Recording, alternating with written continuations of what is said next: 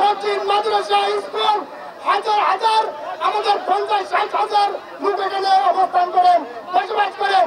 আমি দৃষ্টি আকর্ষণ করছি আমাদের জেলা প্রশাসক মহোদয়কে, আমরা এক কথার এক দাবি, আমরা ওখানে থাকতে চাই।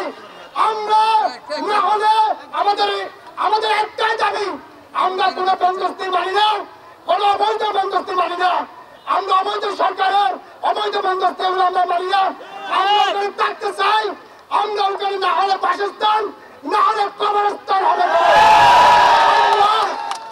আমরা বলছি, আকুল আবেদন দিয়ে বলছি মহোদয়কে সহযোগিতার জন্য এসেছি।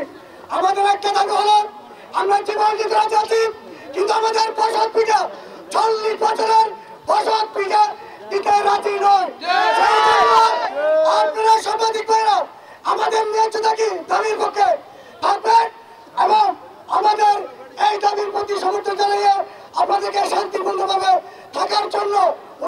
আমরা যদি অবৈধ হয়, সরকার অবৈধ, এমপি অবৈধ, কমিশনার অবৈধ, চেয়ারম্যান অবৈধ, এমপি অবৈধ, যেহেতু আমরা অবৈধ না, আমাদেরকে সরকারে 150 করে জায়গা দিয়ে 300 করে জায়গা দিয়ে ওখানে মেপে আমাদেরকে প্লট করে ওখানে বসানো হয়েছে।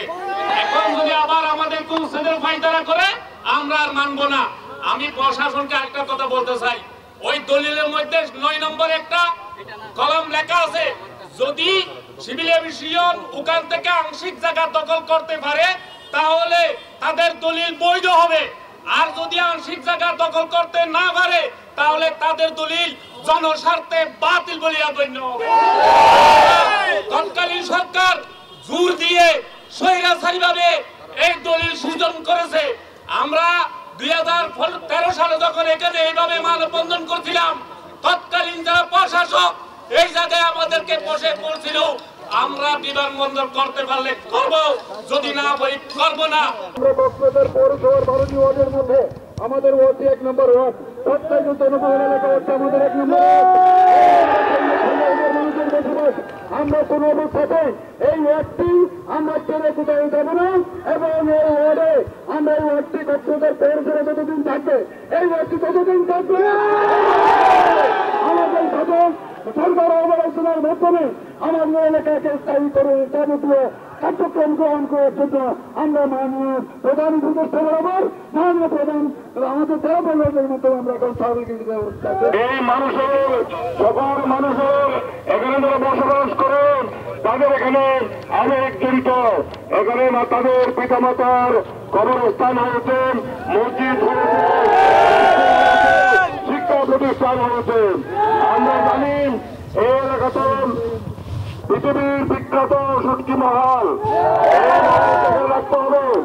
আমাদের দাবি হলো 1 নম্বর ওয়ার্ডে থাকবে। এখানে যদি এটা দিয়ে তাল বলা হয় তাহলে আমাদের পরবর্তী কর্মসূচি আমরা ঘোষণা করব। আমরা আশাবাদ ব্যক্ত করি, আমাদের জেলা প্রশাসক রয়েছেন, আমাদের অতিরিক্ত জেলা প্রশাসক রয়েছেন, আমাদের সামনে ছোটের ইউনো মহোদয় রয়েছেন, ওনারা কক্সবাজারের এই শান্ত পরিবেশকে কিভাবে শান্ত করবে, তাদের জমি তাদেরকে ফিরিয়ে দেওয়ার মাধ্যমে শান্ত করার। আসুন, আমরা কোনো বিশৃঙ্খলা করবো না, আমরা সুশৃঙ্খলভাবে আমাদের দাবি দেওয়ার প্রতি